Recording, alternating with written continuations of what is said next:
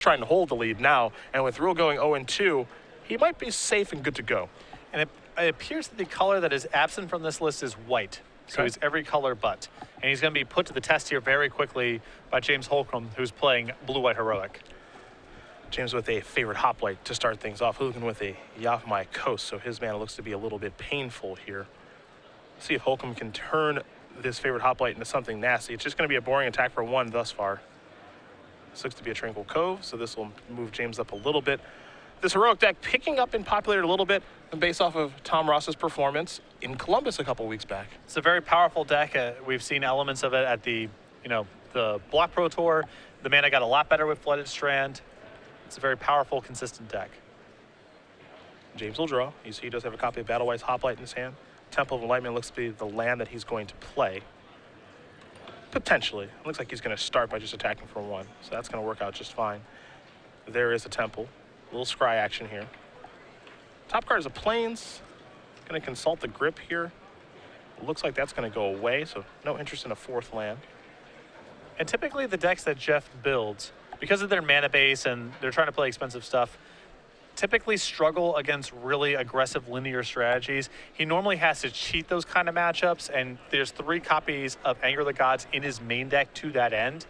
But I suspect this is going to be a tough matchup for Jeff. Magma Jet's going to take care of Battlewise Hoplite. A little scry action, now time to draw a card. There's a 3rd land. This is a Creator's Clause. So get the heroic creatures off the table is what Jeff wants to do, and he's done that thus far. Yeah, great opening here for Jeff, keeping the board contained. All he wants to do is get to a position where James runs out of threats, make it awkward for James to time his combat tricks correctly, and then Jeff can sweep it up with his creatures after the fact. Seeker of the Way.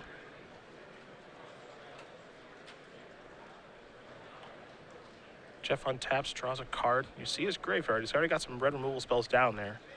Let's see what this is going to be. May have to take a little bit of damage. Here's an Anger of the Gods. God's Willing is going to keep that creature alive. Protection from red, of course. We'll scry here. Another God's Willing on top. And James wants to keep it that way. And I like this setup here from James. It allows him to deploy Ordeal of Thassa this turn if he wants to. Leaves up the God's Willing. 2 mana, Ordeal of Thassa. I'm going to trigger Prowess and get across here for 3. Let's make it 4 now, actually, because of a counter from the Ordeal. And now James's hand here. God's Willing, Feat of Resistance. It's going to be tough for Jeff. Yeah, it's a Protect the Queen type game. 2 copies of God's Willing, Feat of Resistance, as you did mention. Don't let him get that thing off the table. That's the big strategy. And I think it's going to be pretty hard for Jeff to do, honestly. He has to try to set up multiple spells in a turn that can play over the top here, and that's asking a lot. Lightning Strike. No. Absolutely not. Time to scry. The top card is a Defiant Strike. James is going to leave that there. Let's see what this is going to be. It's the Satyr Wayfinder. Turn over a couple of cards here. There's a Murderous Cut, a Magma Jet, a Creator's Clause, and a Savage Knuckleblade. Those are all going to go to the bin. Shift and Reap before passing the turn back there for Jeff. And Defiant Strike was the draw. So there's a pretty heavy delve element to Jeff's list here. Murderous Cut and Dig Through Time. Sure. Use that graveyard as a resource. Feat of Resistance. Right now, it'll give it a 2nd counter. The attack will give it a 3rd counter. Also, this damage is going to come through unblocked. You have to assume that he named green with Feat of Resistance. So now 2 cards coming off the Ordeal trigger.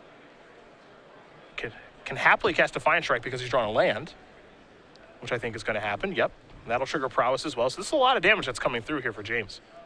As you mentioned, he gets to play a land post-combat and be able to protect this with God's Willing, assuming Jeff can even kill this, which is an open question. Yeah, it feels rather unlikely. You see the life totals change here. It's 33-5. Jeff will draw a card. There's a land. I think Jeff's only long-term answer to this card at this point is Murderous Cut, which he does not have in hand, nor does he have black mana. Yep. Yikes. These 4-color mana bases, they are not free.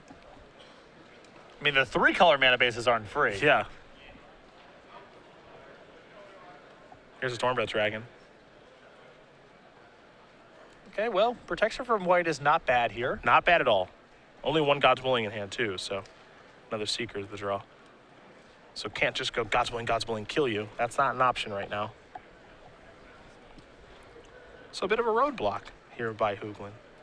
He can use the Defiant Strike and dig this turn if he wants to. There's the attack. Stormbite Dragon, I don't think can block fast enough. Yeah. Yep. Just trying to feel you out. Test the waters. Absolutely. See if you know the text on your cards. There's a Seeker. Wants to play the island, slows down a touch. Pass the turn back. The problem here is that you take a look at James's life total, 33. Just got a long way to go. Yeah. Has so much life. There's Savage Knuckleblade. Looks like he's got to take a little bit of damage even to cast it, even though he has 6 lands in play. So it goes down to 4.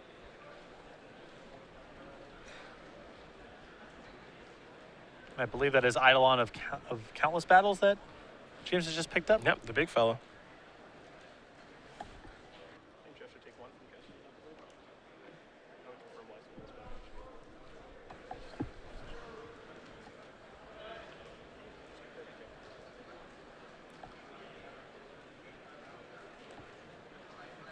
And James is in a position now where he can start trying to push even just to get Knuckleblade activations out of Jeff to block. Because even that's worth damage. Yes, and kind of an awkward board state, but yeah. He's just got to figure out the way to get these last points of damage through. He's used a lot of his protection effects to get through, but you know, this is where a card like maybe Stratus Wall comes into play, or you know, Aqua's form. There are your blocks. No, I would be very hesitant to use those to use that last copy of God's Willing. I'm fine with a little Defiant Strike action, but I'm going to be a little careful, but he's going to use it now. Get protection from a color, that's going to resolve, trigger. Another copy of God's Willing on top.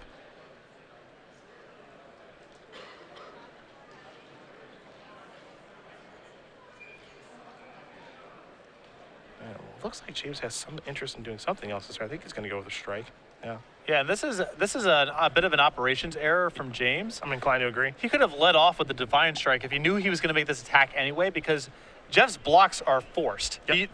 There's going to be no surprises here. And if you happen to find a second God's Willing, Just kill him. you actually have to kill.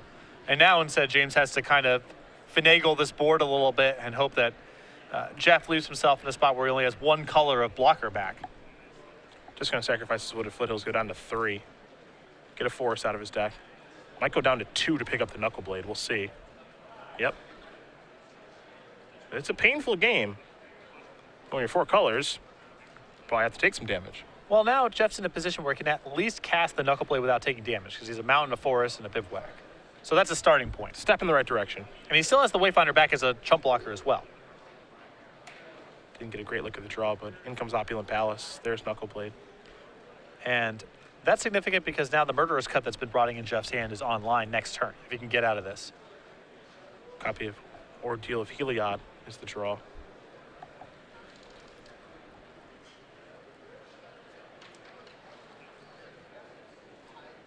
There's the Ordeal. Trigger Prowess. Attackers. A little counter action. Now here's God's Willing there. So preemptively casting that, I have to imagine on red, but again, it's not going to be a lethal attack. Maybe he's naming green? Yeah, does name green. Now Jeff gets to, yeah, he has to make this play, which is just basically block there and then chump block my Wayfinder and stay alive. And now the God's Willing's out of the hand here. The Murderous Cut that Jeff's got going is great.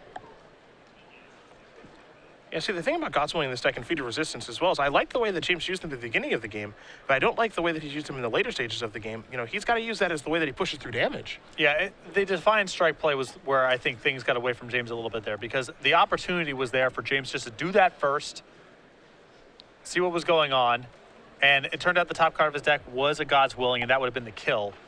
Now we've reached this spot where James is going to be left with nothing. Yep. If this goes according to plan, and if you're Jeff, he's cast all 4 God's Willing this game. You know, if he's paid attention to that and it takes a look at the graveyard or something, he'll note that, okay, you've played all 4 of that card this game. So the green light is on if he has Murderous Cut in his hand and say, yeah, I'm just going to kill this. He's just going to delve 1 card. He wants to leave more cards in his graveyard.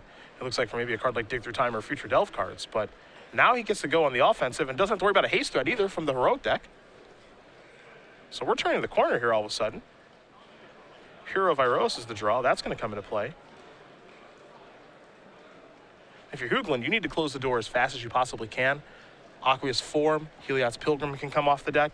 Yeah, that's the tough part about this is the amount of life that James has gained here means that Jeff is pretty far away from being able to win the game 2, maybe 3 turns. And there's a lot of draws here that James has that messes all this up. There is a monstrosity activation on the Stormbreath Dragon. This will allow him to keep going. Might want to slow down just a touch, though. Can't just get in there with both creatures, leave himself dead on board. Yeah, I mean, he's risking Singing Bell Strike, for example, if he attacks with one of his creatures.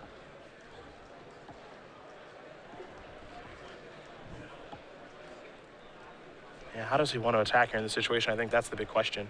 Does he want to attack at all? I mean, you want to close the game out as fast as you can, and I'm okay with this attack. You know, does he lose Singing Bell Strike? Yes, he does. And there's some other cards he can lose through too, but I like making that attack. There's a Battle-Wise Hoplite. You have to try to get the game over with and fade some draws. Absolutely. I mean, Jeff's hand can't protect him from the draws that really killed him at this point. So he's just got to do this. There's Battle-Wise Hoplite. Now he might have to put the brakes on a little bit. Let's see what the follow-up's going to be. Eidolon of Countless Battles. He'll trigger here. I believe this is going to result in a chump block here for Jeff's side of the table. Yep, and there goes Knuckleblade.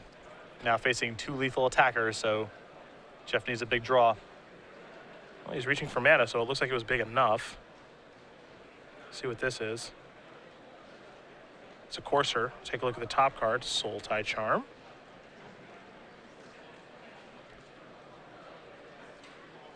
Interesting. Land's going to come into play, trigger the Courser, go up to 3. Pass the turn back. But this is the kind of position that does favor James, I think. 2 mana actually only costs 1 because Hero's in play, but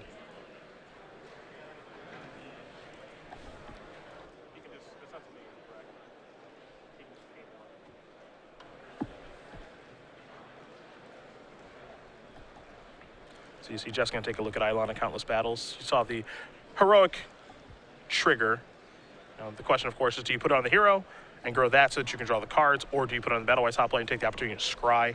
James going with the option of putting it on the Hero of Iroa so that he can trigger the Ordeal and get 2 cards. So 1 and F2, Battle-Wise Hoplite, and it looks to be a Flooded Strand. And probably a pretty simple block here from Jeff, which is, hey, Stormbreath Dragon, do your job. Well, he could hypothetically double block it, but I don't even think that, if he wanted to try to kill it, he could double block. Sure. You see the count here. I want to see exactly what Eidolon of Countless Battles does. Just make sure that power, toughness, all that stuff. And I think Jeff says, I'm just going to block my Stormbreath Dragon. Right. So there's another Battle-Wise Hoplite, pass the turn back. Soul Tie Charm the draw, Stormbreath Dragon on top. I mean, this is a pretty good set of draws here from Jeff. Yep. Soul Tie Charm with a lot of flexibility in this spot. And a second Stormbreath Dragon means he can play offense and defense. All he can do is pass. Go James's way. James will draw another land. Not very helpful. You know Stormbreath Dragon will just block again, so really can't make a very good attack. And at this stage, I don't think there's really anything to be gained from James making an attack. He may just have to say go. I think both players in draw-go territory now. There's Soul Tie Charm. James wants to take a look. We will too. Destroy target monocolored creature. Destroy target artifact or enchantment with a naturalized effect, and then draw 2, discard 1. So at the very least, you use mode number 3. Get a little closer to Stormbreath Dragon, or you can kind of keep it in reserve. I think the first 2 modes on this card are so flexible right now, and Jeff has all the mana that he needs to work with, that I think he's likely to just draw, cast the Stormbreath Dragon, maybe attack with the big one, maybe not, and just leave the Soul Tide Charm up as defense against James's board and a number of his draws. Jeff's mana's a little all over the place, but if he has the ability to just leave Soul Tide Charm up, we'll see what happens. He just wants to cast it now to take care of the hero. Manic Influence is going to come in. Opulent Palace is now the draw. The use of that charm is a little bit aggressive. I mean, it's very scary, right? Because now he would have had the mana to leave up Soul Tide Charm. So if Aqua's Form comes off the top of the deck, or Heliod's Pilgrim, he's in trouble where he would have an answer to it otherwise. I think that move there was too aggressive. The only incentive, really, to go ahead and do that is if you feel like your mana is going to be tied up. And it feels like Jeff has enough mana to operate with at this point. He, in fact, has enough mana to both monstrous Stormbreath Dragon and still leave up the Soul Tide Charm. He's at 10 mana right now, so. There's Opulent Palace, trigger the course, you're up to 5. Satyr Wayfinder's the draw for next turn. I also think Jeff needed to make an attack last turn. You know, the ground's pretty well locked up, and he just can't wait here. There's 4 copies or 3 copies of Heliod's Pilgrim, plus some effect that will make his creatures unable to block. And Pilgrim comes off the top of the deck. A Monstrosity activation is going to deal James a little bit of damage. But here is Heliod's Pilgrim. I don't believe that finding Aqua's Form is going to be lethal at this point. Well, he can put it on the Eidolon. I take back what I just said. Eidolon's pretty big. Yeah, ignore everything I just said. That is going to do it. James Holcombe is going to win game number 1 here, drawing Heliod's Pilgrim over Jeff Hoogland. Heroic up a game over 4-color control, and it may have been a slight misuse of the Soul Tide Charm there. I think that Jeff had enough mana to operate at that point where he could have just held it in his hand and basically leaned on its flexibility to cover a number of the draws that James had at that point. That Heliod's Pilgrim for Aqua's Form being one of them, and now we're on to game 2. Take a look at the sideboards. 4-color controls where we'll start. 3 copies of Thoughtseize, 3 Magma Spray, 3 Disdainful Stroke, 4 copies of Goblin Rabblemaster, a Stubborn Denial, and 1 copy of Hero's Downfall. I really like just bringing in the extra counter spells here. Or sorry, excuse me, the cheap removal rather. I think the 3 copies of Magma Spray are great. I think the Hero's Downfall is a little inefficient and it's tough on Jeff's mana, but I would still want more removal spells. And other than that, not really a fan of Stubborn Denial or the Disdainful Strokes. Thoughtseizes, Rabble-Masters, they don't seem that good to me, so probably just the Downfall and the 3 Magma Sprays. Other side of things for Heroic, I've got a Heliod's Pilgrim, 2 Laguna Band Trailblazer, a Seeker of the Way, Aqua's Form, an Ordeal of Heliod, 2 Ajani's Presence, 2 copies of Erase, 3 Stubborn Isle, and then 2 copies of Treasure Cruise. Tough to say where you go here. The one card that always interests me that's in the sideboard is just Aqua's Form. It's just really good, it seems like, in a lot of matchups. So I like the Treasure Cruises here because Jeff's deck is a removal deck, so the game's going to go on for a long time, and drawing extra cards is really helpful in those sort of games. I like the Trailblazer here as well, just based on the cards that James saw. You saw Anger of the Gods game 1. You saw Magma Jet. It's safe to assume there's other red removal spells, and so something with a lot of toughness I think can be valuable. That card's probably typically for beatdown matchups where you want a blocker, and it's a really good thing to start loading up heroic triggers on. But I think here, given that Jeff's removal is base red, that card might come in here as well. I think the extra copy of Aqua's Form is legitimate here, and perhaps the Stubborn Denials as well. So some decent options here for Holcombe. We'll see what he does want to sideboard in. As these players do sideboard and shuffle for game number 2, we will talk about season number 1 of 2015. It was announced a little while ago, but now we do have the commentators in place, and well, look at us. Well. we're hanging out. Whole lot of you. Columbus, Philly, DC, and Indy to start off January.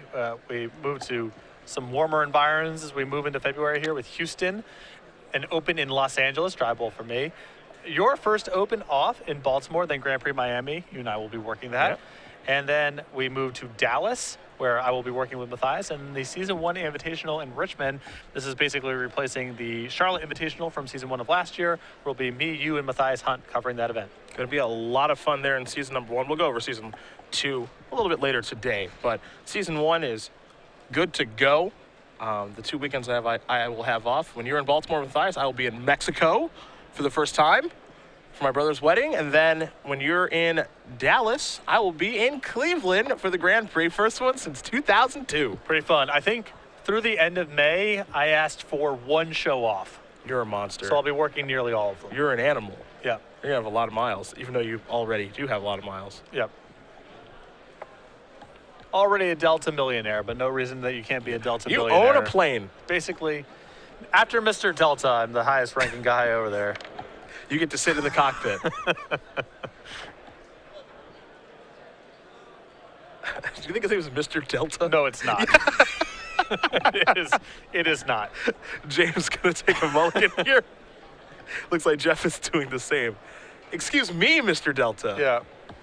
I would like to fly one of your planes, please. Direct flights to and from Hillsborough, New Jersey. Yes. Landing somewhere in there. I don't know. Cornfield. Okay. There's plenty of room. It still is amazing. I don't ever think of New Jersey as like a cornfield or farming place at all. It is. Yeah, I just The never Garden think State. of it that way. Yeah, It's called the Garden I State. guess that does make sense. That does make sense. For whatever reason, I just associate New Jersey with New York so much, and I think of New York as just like, New York City, and that's just Right. all that New York is, which is clearly not true. Well, so much of New Jersey is either basically a suburb of New York City or a suburb of Philadelphia. So there's a lot of that element. But if you get to the northern part of the state or the central part of the state, it is farm country. Oh, both players going to draw up some hands here. Looks like Jeff is going to keep, as will James. We are underway here in game number 2, a Temple of Malice. Puts the top card to the bottom. For Holcombe Plains, favorite hoplite perhaps? Absolutely. It looks like James has kept a hand without blue mana, and that is not uncommon for this sort of strategy. Magma Spray is going to take care of that. Opulent Palace as well, so Jeff is getting his mana base online. Blue land does come rolling off the top. It'll come into play tapped there in Temple of Enlightenment, but blue mana is here. It's going to leave the card on top before passing the turn back over to Hoogland. Hoogland will draw a card. And I imagine that means that there's a creature on top because James has to scry away any non-creature at this point. He just has all set up at this point. It's a Courser of Crewface. Wood of Foothill's going to search up a forest. So there that is. You wanted a creature. I think you've got one. It is a Hero of Iros.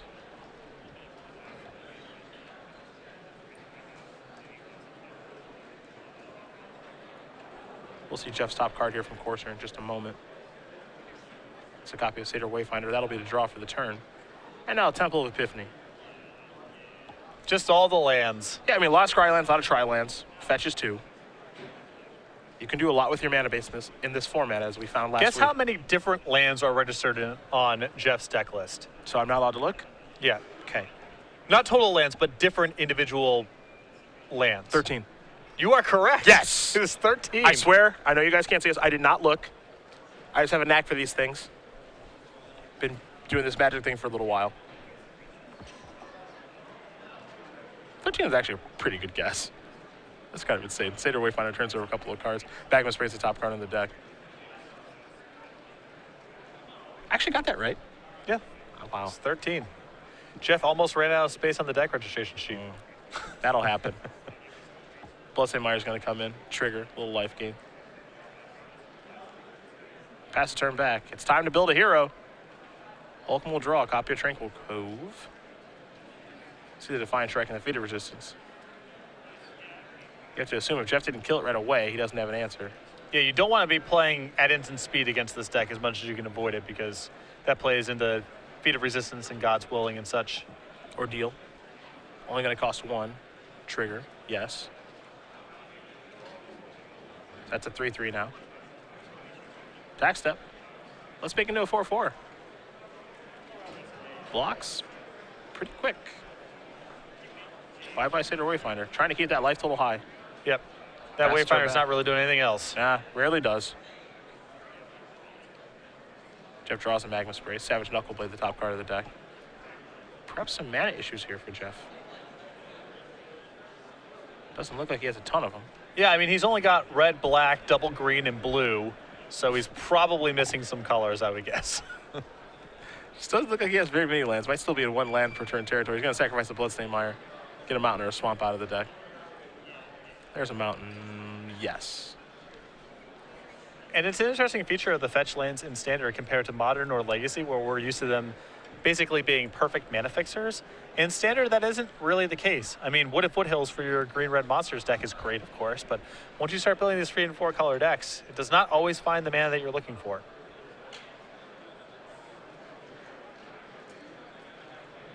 Top card, Spray. And these Magma Sprays now are of no help. I think they're his best sideboard card in the matchup It's great that he's found one of them early, but now the ship has sailed.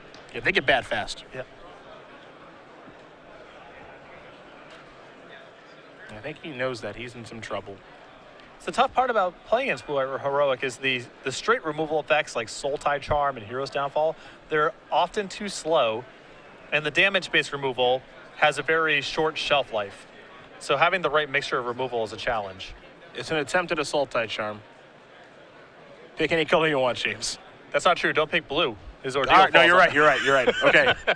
Good save. Good save. Do not pick blue. Pick black. Pick green. You can block. Oh, you can't. It's Creature's Tap. But just don't pick blue. Just do not pick blue. Do not pick blue. Everything else is fine. Temple Epiphany. Bye-bye Magma Spray. Now, so that's a card. That's a magic card. It's a blocker. If Jeff gets an opportunity to block, it'll be pretty sweet. Courser Beats. James will draw. It's a Plains. Come on in. Trigger the ordeal.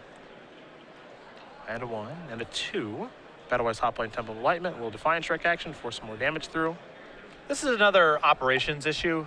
I would have just led off with the Defiant Strike, I feel like, because if you find another ordeal, the upside this turn is so huge. You get some crazy. It's unlikely the 1 mana is going to really matter. Another Temple, top card. Heliod's Pilgrim, or as Tom Ross likes to call it, the Stoneforge Mystic of Standard. Hey, They are white 1/2s. They do search your deck. his words, not mine. Boss knows better than me. Far be it from me to critique the boss. Absolutely. Anger of the Gods, top card now, of course, sir.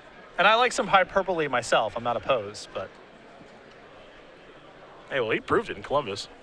I give him that. There's Storm Breath. Pass the turn back. I think it's going to play some defense. Stoneforge Mystic is most likely the greatest creature of all time, so we shouldn't be just throwing that comparison around all willy-nilly. Perhaps. Let's see what version 2 of Stoneforge is going to search up here. Yeah. Jeff is just going to concede the game because he knows the top card of his deck. He knows that James is going to search up Aqueous Form, and there's nothing he can do about it. Exactly. Straight up. He takes $1 million that turn and $1 million next turn, and that's going to do it. Well, you start the game at 20, so it's hard to take $1 million twice. Exactly. Twice. The second $1 million is really hard to beat. James Holcombe going to win this match over Jeff Hoogland, 2-0. Heroic gets the job done over 4-color control, and it's the steady nature of the Heroic deck, I think, that really led to the match win there. Well, Jeff's mana base a little out all over the place. It's